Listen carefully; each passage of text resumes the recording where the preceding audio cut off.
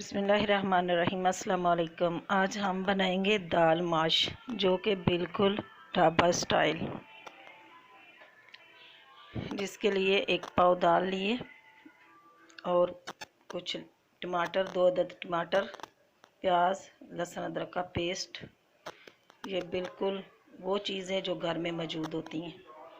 1 cup तेल शामिल किया और जब गर्म हो जाए तेल तो उसमें एक मीडियम साइज़ का प्याज बारीक बारीक काट के वो शामिल कर लें। और प्याज को बिल्कुल ब्राउन नहीं होने देना,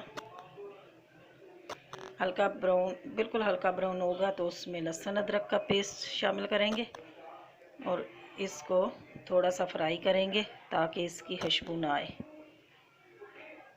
ये देखें। अब इसमें टमाटर शामिल करेंगे। टमाटरों को छील लेना, छिलका इसका सख्त होता है, छील के बारीक बारीक काट लेना और इसका हल्की आंच कर लेना, इसको गिला लेना और मसाला ठीक से भूनना है।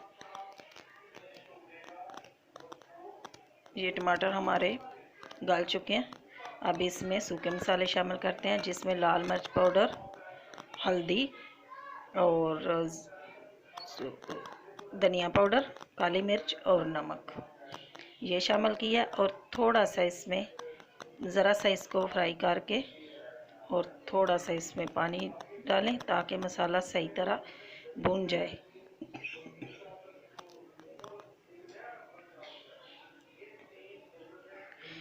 ये मसाला हमारा अच्छे तरीके से देखें भुन चुका है। टमाटर भी हल हो गए हैं और प्याज भी सारा हल हो चुका है। अब इसमें ये जो ऊपर तेल आया हुआ है ये थोड़ा सा हम निकाल लेंगे। ये जब दाल पक जाएगी उसके ऊपर हम डालेंगे।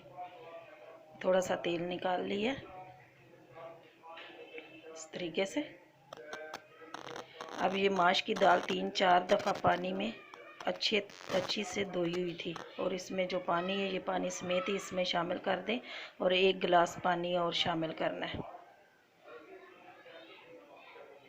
ज़्यादा नहीं शामिल करना ताकि ज़्यादा गल नहीं जाए। 1 गिलास पानी शामिल करके और थोड़ी देर के लिए इसको ढक देना है ताकि दाल हमारी गल जाए। बहुत मज़ेदार ये दाल बनती है। बच्चों को तो पसंद नहीं आती, लेकिन इस तरह बनाओगे तो सबको पसंद आएगी।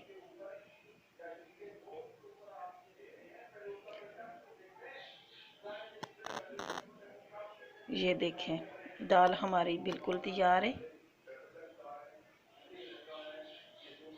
अब इसको सर्व करते हैं। आप चाहे तो इसके ऊपर धनिया डाल लें और गरम मसाले से और भी टेस्ट अच्छा होगा, लेकिन हमारे कुछ बच्चे नहीं खाते धनिया भी और गरम मसाला भी, और इसलिए नहीं डाला। ये देखें माशाल्लाह। ये ऊपर अभी जो तेल निकाला हुआ था ये थोड़ा सा प्लेट में डाल दें और थोड़ा सा इस दाल के ऊपर डाल दें। अल्लाह ताला आपको अपने हिफ्ज़-ओ-मान में रखें। दुआओं में याद रखना। अल्लाह हाफिज़।